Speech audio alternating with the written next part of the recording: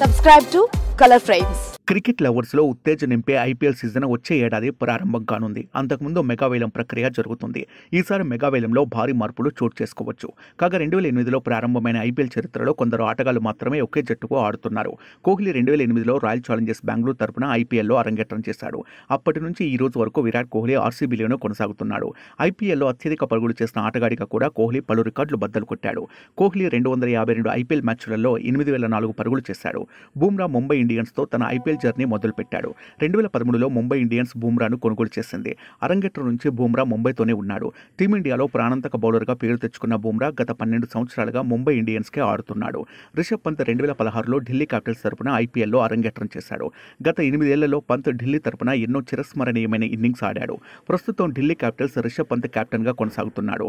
కాగా వచ్చే సీజన్ నాటికి పంత్ డీసీని వీడొచ్చన్న కామెంట్స్ వినిపిస్తున్నాయి. కానీ ఇప్పటి వరకు అయితే ఆరంభ సీజన్ నుంచి ఈ రోజు వరకు పంత్ ఢిల్లీతోనే ఉన్నాడు. ఓపెనర్ బ్యాట్స్మెన్ పృథ్వీ షా ఇప్పటి వరకు ఐపీఎల్లో ఒకే జట్టుకు ఆడాడు. 2018లో పృథ్వీ షాను ఢిల్లీ క్యాపిటల్స్ తమ జట్టులో చేర్చుకుంది. అప్పటి నుంచి ఢిల్లీ క్యాపిటల్స్ అతడిని అంటిపెట్టుకుంది. అయితే గత 2 సీజన్లలో షా ప్రదర్శన పేలవంగా ఉంది.